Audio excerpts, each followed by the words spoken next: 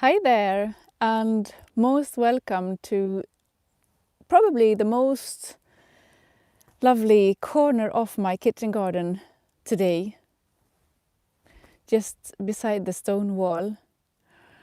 I am sitting here and hoping that everything works fine because we have today changed our technique with the Wi-Fi inside the house.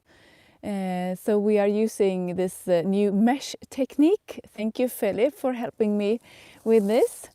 And right now, at the moment, I know that my children are actually watching this show from inside the house. So they are sitting in here watching. So they are very excited about this. So I have to say, hey Viggo, hey Alba, hey Loa, and Otto. He is with a friend. So it is Saturday today, and today I have not been outside in my garden at all, unfortunately. I hope I will get a few minutes after this live stream to spend a few minutes with a raised bed where I'm going to sow sea kale.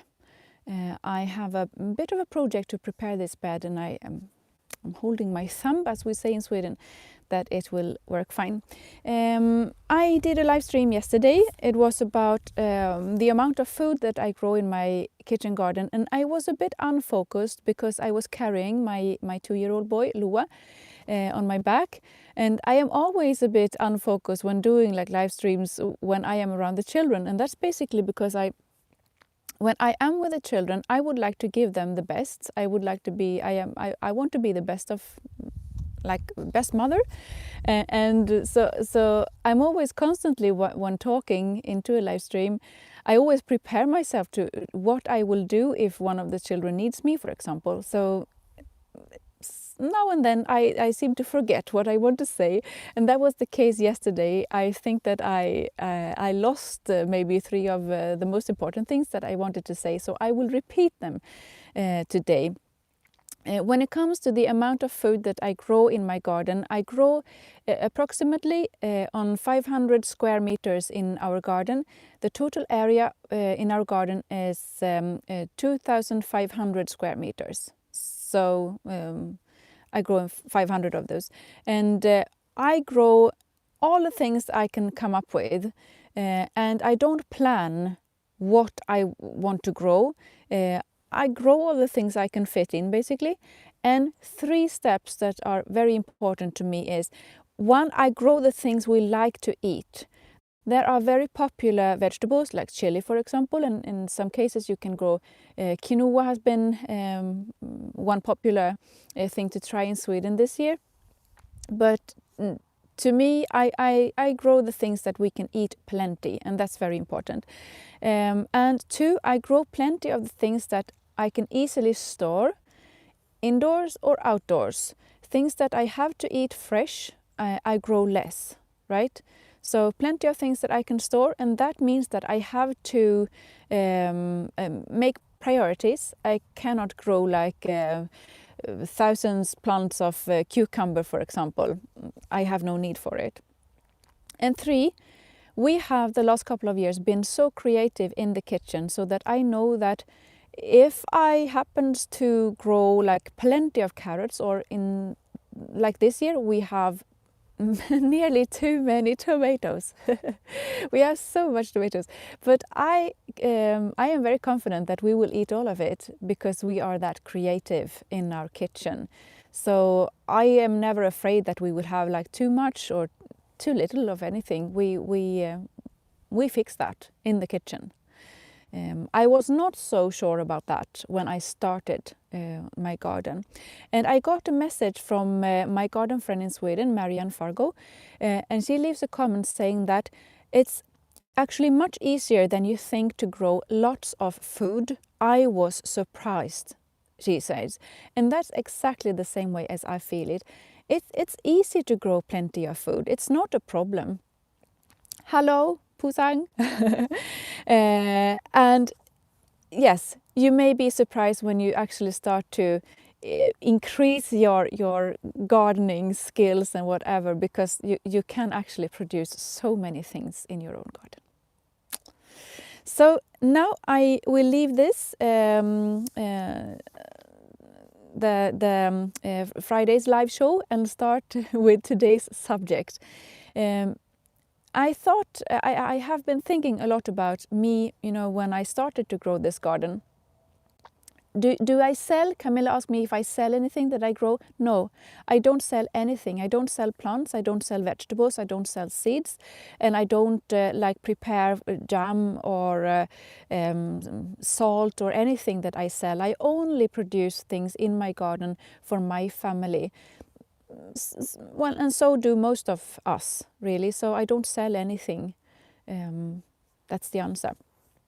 When I started this kitchen garden, it was 2011, and when I prepared and tried to figure out how to do it, of course I read books and I made plans. I wrote almost a book myself with notes, plans and how to do it, and I was very confused when before I started, because everything seemed to be very complicated.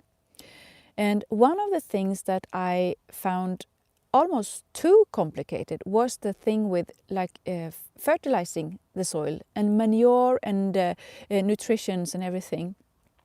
It's like I don't know, it's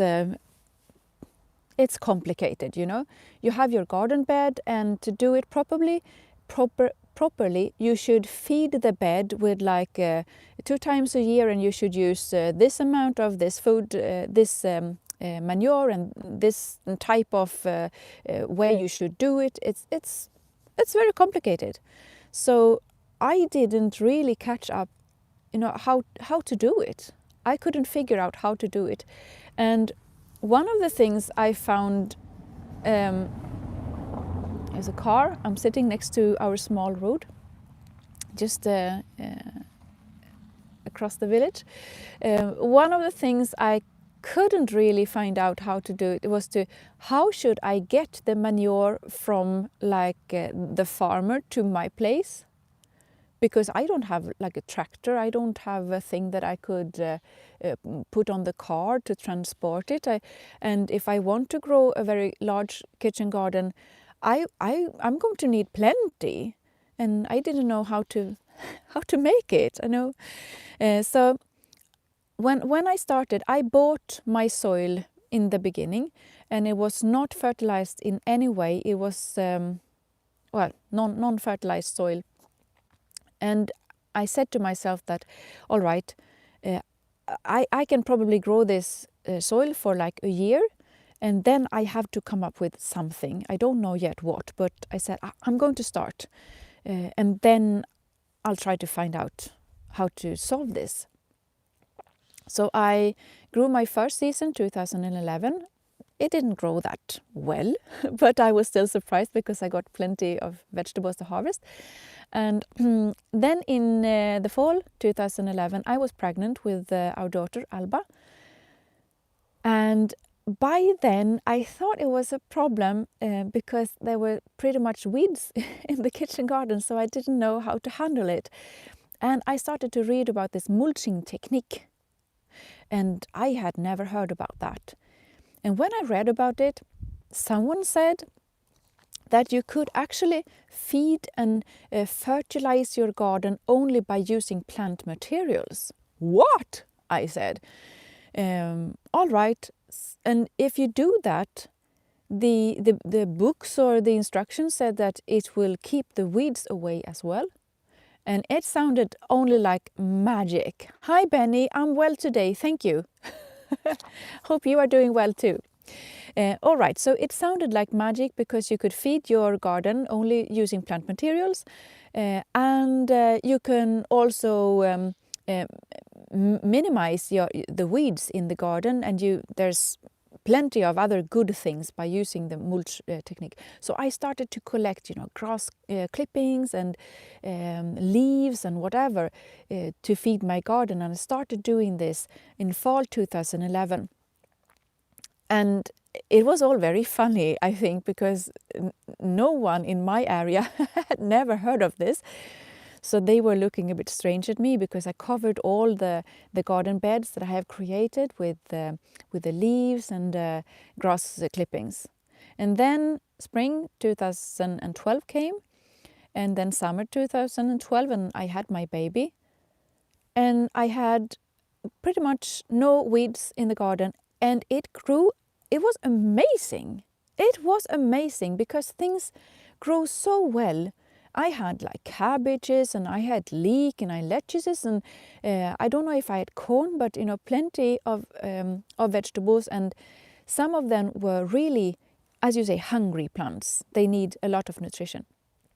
And I think 2012 or 2013, we had an old friend coming to visit the family, Birger, and he has been growing his kitchen garden for, I don't know, 30 or 40 years, only using manure from like horse and cows. And he came here and he said, I don't know what you are doing, but your plants are so healthy. And I remember him staring at the parsnips. They were like growing their leaves to my hips. They were so high, they're tall. And I said, well, I use grass clippings and I water with my urine as well, or nettle tea. And he said, I don't know how that works. So I have continued doing that and finding it very uncomplicated. So sometimes, I told you earlier this week that I am sometimes criticized because a lot of things, but one of the things I am criticized for is that I make it too easy, too simple. When I talk about the garden, it is too easy. I make it too easy. It should not be this easy to grow a garden. It should be complicated. You should work hard. You should be exhausted. And when you are, it's fine. Then you do a nice job. But I am not exhausted. I feel happy in my garden, and I work in a very, non-complicated way. So for a few years' time, I fed my garden with this, as I said, the grass clippings, the leaves, and I think you say silage, silage. I don't know exactly the English name, but I think you understand. It's like cow food beds, and I get nice soil and healthy vegetables. And I have plenty of like garden courses, and it's quite a big part of my job to have lectures or speeches about this garden. I'm going away tomorrow to Falkenberg to have a nice afternoon, having to talk about my garden and how I grow things. And the first couple of years I did this. In the end, there was always men coming to me, farmers, and they put their hand on my shoulder saying, yeah, you're doing a great job, but it would be so much better if you only use cow manure. Cow manure, that's the thing, Okay. So for a few years' time, I have been curious and also a bit worried, thinking that, I might do the wrong thing. I mean, this might be wrong, that my soil may not be this healthy. And that's why I spent some money this year to make this soil analysis that I mentioned earlier this week as well, where I actually I took soil from 3 different places in my garden, from the main kitchen garden, the outside kitchen garden, and from the small polytunnel and the large polytunnel. And I had it analyzed, and you can read about that at sarabäckmo.com. It's very complicated for me to give you all the details here, but the thing is that I do everything right in this garden by using this technique.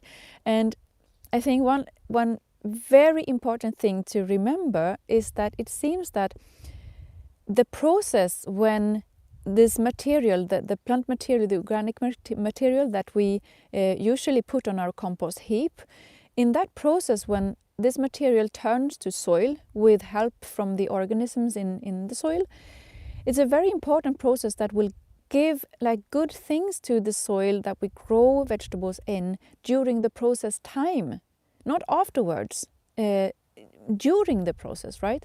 So if I can create like small places where I can actually compost directly into the garden beds, that will give the soil plenty of things that are good, because I can create a healthy soil, a living soil, and that's important. So, and that showed in this analysis. So keep on doing this is what I'm going to do, and I want to increase it. I want to find out other ways to do it with the different type of materials, for example. So I am sitting next to this bed, and this is something that I try for the first time in my garden, and that is to mulch the beds with wool. I have friends who have sheep, and well, I get the wool because this is a waste product for many of well, people who have like sheep. They don't know what to do with the wool. So if I can use it and create a healthy garden using this in my kitchen garden, I mean, it's amazing. So maybe I can show you. I don't think I showed you what I did in. Maybe I did. I will do it once again then to show you just how it looks underneath. This is a bed where I was supposed to grow summer flowers this year, but I didn't count with this dry summer. Oh.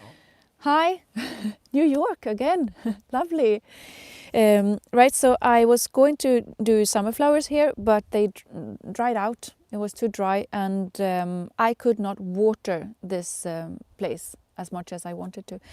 So I started all over again. I covered the whole garden bed with wool, and I grew then corn and some beans in this. And actually, I had corn. I didn't think they would make it because they were planted so late. But they gave me a harvest. Right, so what I did was that first of all, I didn't pull out the weeds in this bed because I didn't think I had time to do it. But I covered it with newspaper because newspaper will kill some of the weeds. So this place was like grown up with weeds.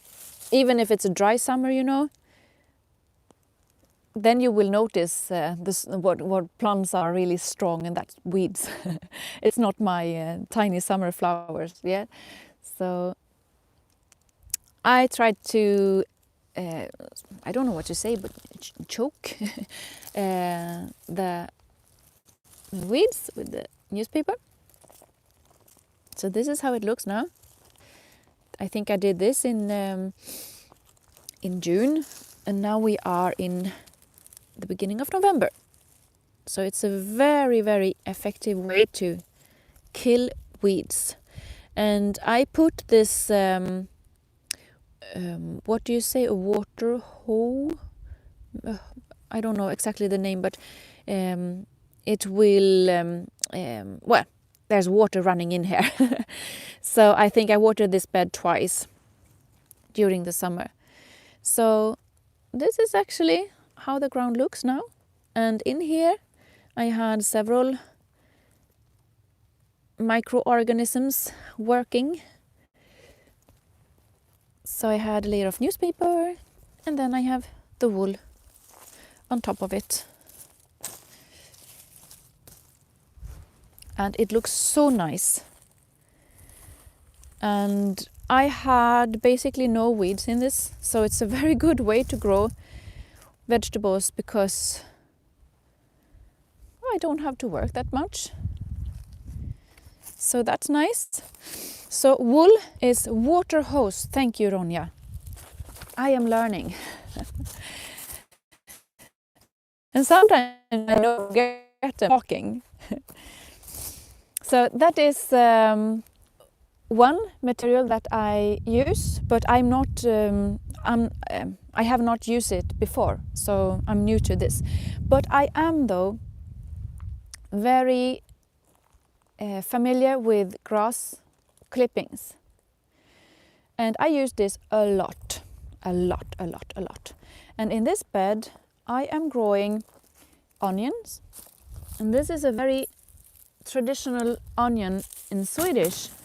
It's like one of them that have been grown for a very long time in Sweden, but maybe it has been forgotten.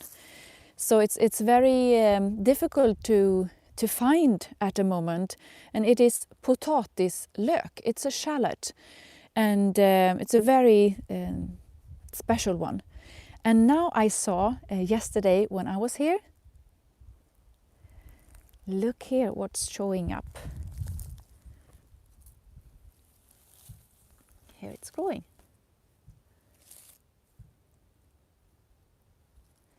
And I tasted it too. And it tasted lovely.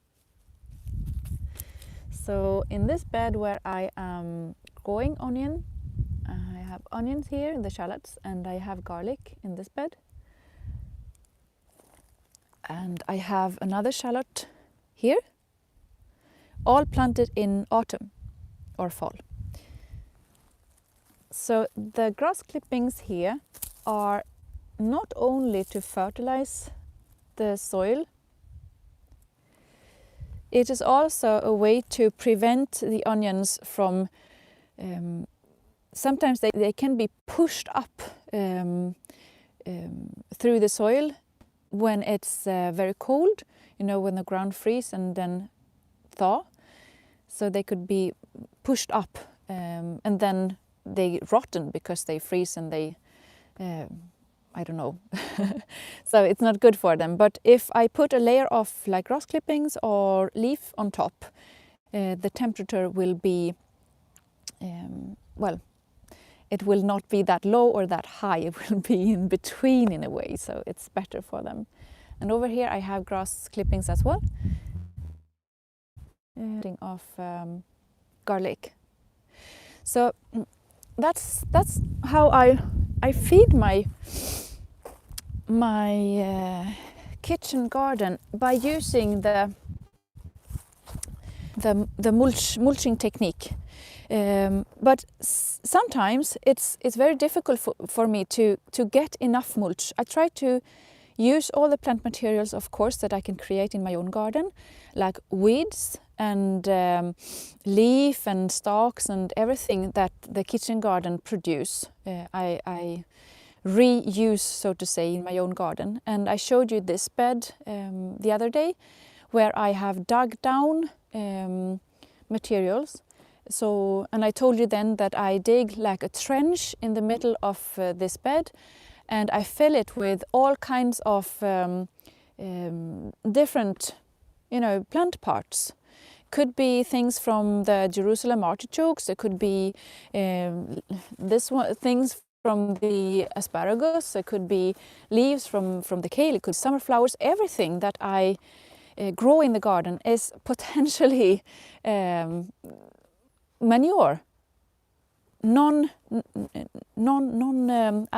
animal manure, and that is not because I dislike like animal manure. I am not a vegetarian and I am not, you know, a vegan, but my gardens simply don't produce that kind of thing. So it's more difficult for me to put all the children into the car and you know, go down to the farm and try to organize a way to get plenty of cow manure, for example, to my kitchen garden. Because when I started in 2011, I actually believed that I would try to get a big pile of like horse manure or cow manure, and then I would have to find time to I don't even know how to put it. Well, to drag it out here in the kitchen garden and spread it over my garden beds. How would I do that? This is such an area. It's not doable for one person to do that. If you have to combine the garden life with, you know, working and taking care of the house and the children and being a good wife and everything, it's just not possible. So I think it would be so much easier for people if you actually get to know how easy it is to create a lush garden only by using materials that you have just around the corner. Just around the corner. I mean, my neighbors, for example, they cut their lawns and their clippings on a pile for me. And when I am out walking with the dog, I carry some sacks with me underneath our, the trolleys for the baby or whatever, and I fill the sacks and then I go by with my car and I just throw them in and it's ready. So it's easier for me to do that way. I can show you, I have I have them around here. I try to keep the things that I want to use in the garden close, but since they are so ugly, I really appreciate this this fence that I have made. Look, it looks so nice this way, and then I on the other side. Ta-da! So this is what I'm going to do to take care of the following week or so, where I am going to mulch garden beds that I have finished harvesting. So mulching is one way to do this. I am hoping that the connection is okay because I'm going to walk with you further down in the garden. I have I made a test a few minutes ago and everything seemed to work fine. Here is the bed I told you about, or the space where I'm going to grow the brassicas next year. And then I prepare it already now by covering and mulching the beds in a nice way. And hi, Rita Marie from Netherlands. Nice to see you. I told you Sunday also about one thing that I try to do in my garden just to see how the soil develops. And I will show you now. This is like a game for me. So I have this thing. It's actually, where you put a candle, and it's a long thing. And I take it and I simply push it into the ground just to see how far I can push. Oh, there was a bit of a problem with the connection. I hope you still see me. No, that was not that good. But I made a try. I don't know where it was, but I could actually press it down. Oops. There's a rock in the soil, but check this out, right? So this is nearly 70 centimeters.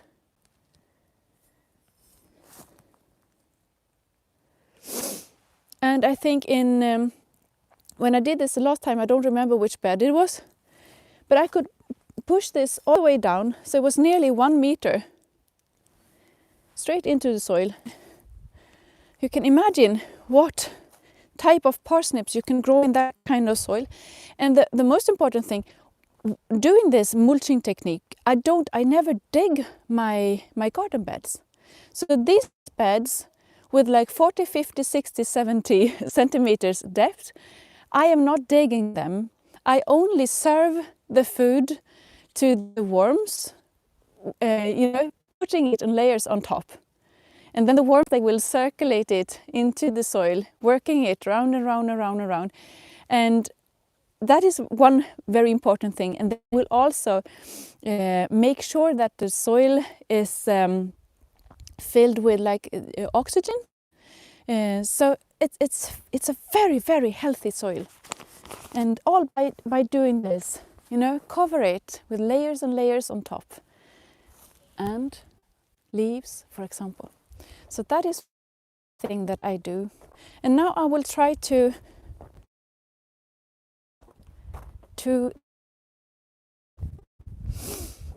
show you. This is it's a more difficult area to do the mulching technique in, because I grow to harvest between 2 and 4 times in polytunnels through 1 year. So I have to use my area very carefully. So this is the polytunnel and how it looks at the moment. My children actually slept here the other day, so they moved around things a bit. But in this polytunnel I am trying to increase the mulching technique. Here you can see I have some mulch lying on in the middle of this bed. And in this bed and others I have tried to make separate parts in which I have mulched the soil. Sugar snap peas in November, and they are standing on top of a part in which I have put mulch. So I grow things, I mulch, I grow things, I mulch, I grow things, I mulch, I grow things. So I have made parts for mulching just to create a healthy soil. And this is very, I think it's very interesting and something that I have paid attention to this year, to try to increase the mulched part in the polytunnel. And that is also after I have seen the results of this soil analysis, because the soil analysis says that in this part of the garden I have to care more for feeding the soil with other type of fertilizers than urine, because I fertilize this part a lot with urine. So I have very nice potties, and they are formed as cans, water cans. And this one, a lid is missing. This one too. So I go out here and I pee, and then I put water in it, and I water my garden beds and my vegetables, not vegetables, but the soil, with my urine. And it's a very, very good way to fertilize your soil. There are actually numbers saying that one single person, hello Kathy from Mississippi, there are numbers showing that one single person with its urine produce as much nutrition that the vegetable that the same person should eat over a year, for example, they can be fed with your own urine. It is amazing, but what do? Well, we flush it down the toilet. But instead, we could take care of some of it and use it to produce our own vegetables. So me and the children, we pee here a lot during summer, but that affects the pH number in the soil.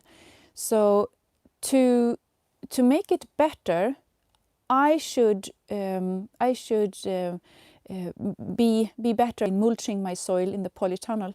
And that is what I think is difficult, because I need this space to grow plenty of vegetables, and I need to grow vegetables very close, for example.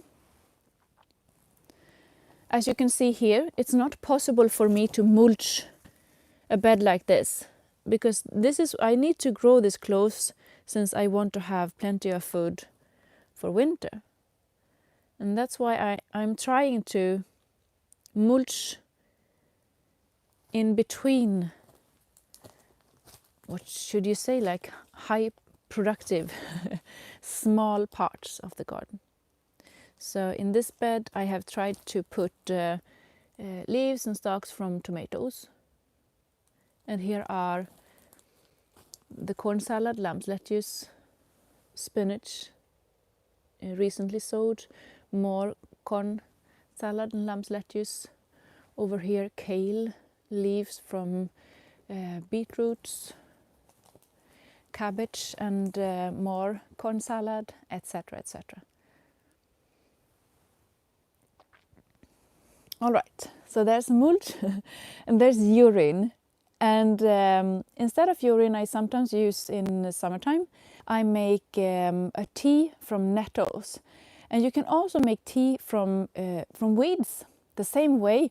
And I have made a blog post about that. And videos. I can actually put a link to that in the description later on. So it's a very nice way to fertilize the soil in a quick way. The mulching techniques are not that quick to give nutrition to the soil, but watering is very, very good. Urine and nettle water, and there's water from weeds, for example. And then I also use bokashi compost. So I use my household waste to create a compost that I can use in several ways in the kitchen garden. And I will try. I have made several videos about bokashi compost, and you will find them if you look for bokashi at Sara's Kitchen Garden at YouTube or at sarabäckmo.com, for example. And to me, it's such a nice way using bokashi, because it allows me to use the kitchen garden, the household waste in different ways that are very creative. For example, I fill my pots, as I showed you in another video. I fill them with bokashi compost and I put soil on top. Oh, check this one out. I'm sorry, my friend, but you are not allowed to be here. Right, I'm sorry. You don't have to watch that. I have a rule, and that rule is that I kill every slug that I see. So I fill all pots here with bokashi compost, and I top it with soil, and then I plant things in it. And now in the end of the season, I put all the pots here, and then I empty them and I fill them with my soil again. So it's a very, very nice way to create your own soil. In this, I have soil that I will use for planting next spring. You can see there are still many leaves in it, but it's really nice. Yeah.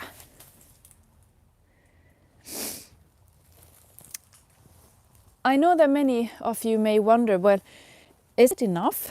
Is it enough to use this type of material, the mulching technique and bokashi compost and urine, for example? And my garden does not provide me with all the material that I need. I need to go collect things. And when I plan my garden now, when I'm making new garden beds for perennials or fruit and berries, for example, I always try to keep in mind to plant things that gives me plenty of material. So that is very important. And I need to get things that are produced not in my own garden. So I have plenty of neighbors, and I have the wool, I said earlier, and I go to to the church or the school or whatever to try to find materials. And each year I try to get two of the silage and silage that I told you about, to balar.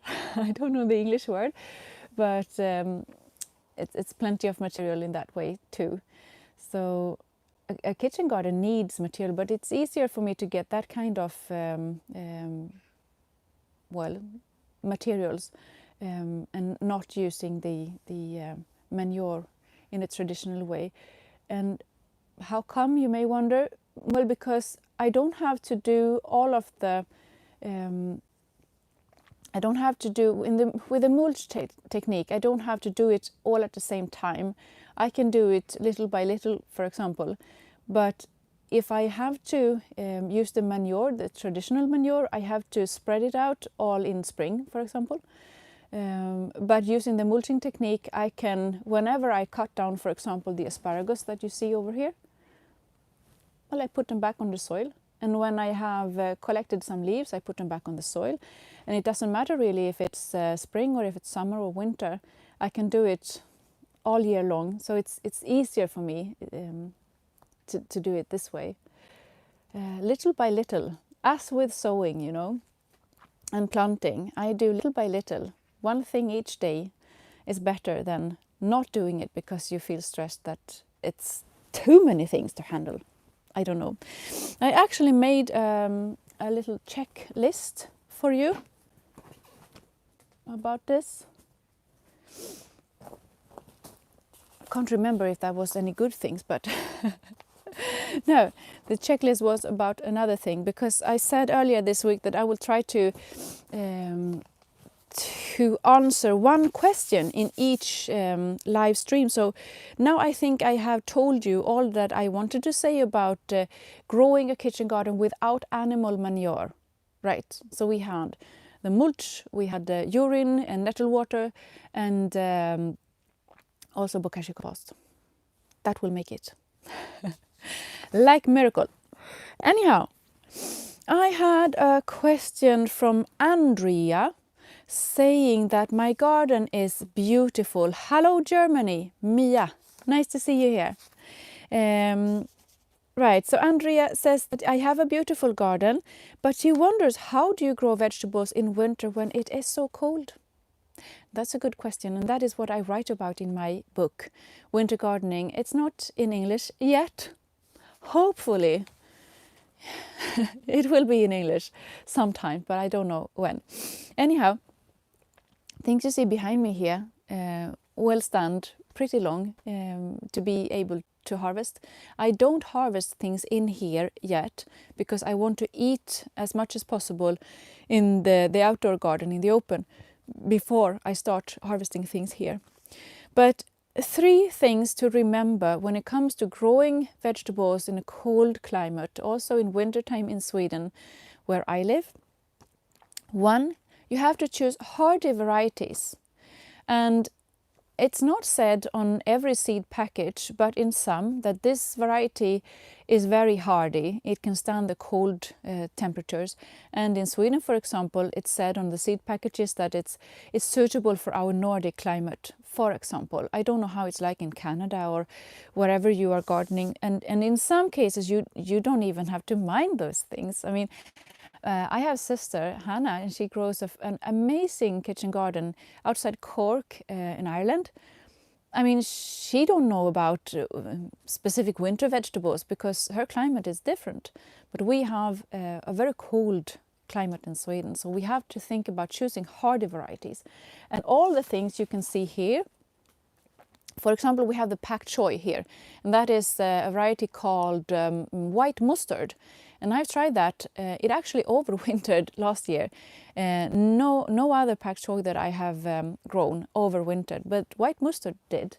And I also have some other varieties of things.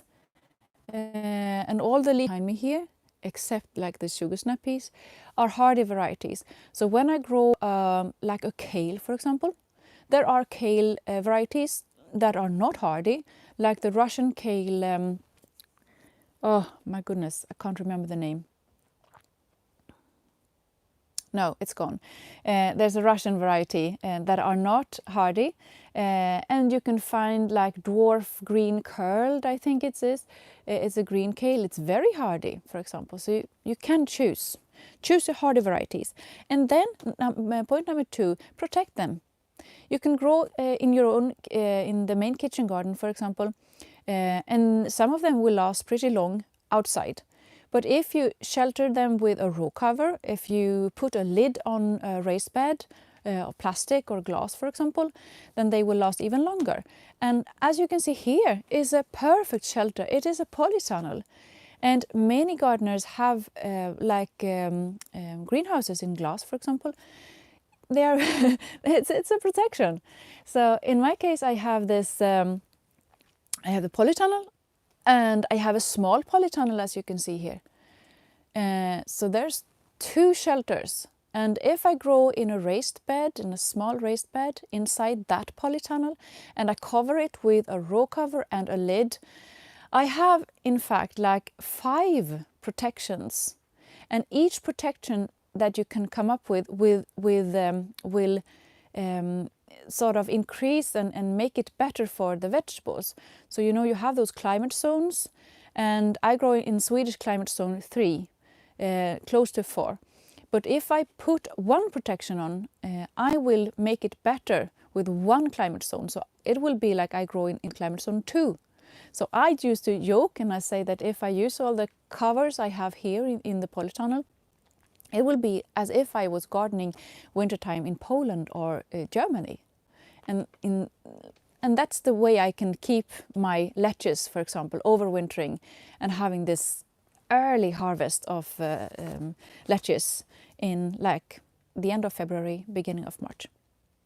All right, and there's one other point that is very important to me anyhow, and that is to make sure that I have enough vegetables ready to be harvested in November. And we are in November now. So all the things that stand green now, I can harvest, and most of it I can harvest all winter long, like the lettuce, the winter lamb's lettuce, for example, and plenty of the things over here and over here and in the main kitchen garden. So by November there is one very important thing happening in Sweden, and that is that our daylight is too bad, so nothing can grow in November. In mid-November, I used to say, it depends on what weather we have. The last couple of weeks we have had quite sunny weather actually, so things seems to be to grow still. But in just a few days' time, I think I will see that they stop actually. But if I manage to sow things in the end of the summer, for example, and even in the beginning of autumn, as with the lamb's lettuce, for example, they will grow, and they will grow quickly and so nice in fall to be ready to harvest in like mid-November. And they are hardy, so they will not mind the cold. The miner's lettuce, for example, and the lamb's lettuce and the spinach and parsley and leek and some varieties of kale and Savoy cabbage and lots of things. So if I only manage to grow them so they are ready to harvest in November, then I can keep them in my garden with different kinds of protections. And the family will be happy all winter long until we are able to harvest spring greens in our polytunnel, for example. So 3 points, and I will put them in the description as well, so that you can check it up. And I have an article, a translated article about, it's a small guide to winter gardening that I got from my colleague Elin yesterday, and I will try to put it out for you on sarabäckmo.com so that you can check it out. And I will put a link to in the description of this video when it's done, so that you can go in and check it out. It's a really nice article about how I managed to feed my family with lovely greens all winter long. Well, it was a long video today, nearly an hour. I didn't believe a couple of months ago that I would be able to talk all by myself or alone like this in English. I think it's a bit brave. All right, Saturday today, and I'm going now to get my children. We are going to spend an hour in the garden before making dinner tonight. So thank you all for watching, and don't forget to visit my 2 garden blogs to see if you can find something that you would like to read more about. sarabäckmo.com, the English blog, and sarabäckmo.se, the Swedish blog. And I'm also at Facebook at Sara's Kitchen Garden and Skillnadens trädgård. So I hope I'll be seeing you there. Thank you for today, and there will be another live tomorrow, Sunday, where I am going to answer lots and lots of questions that you have asked me during this week. Thank you all. Bye bye.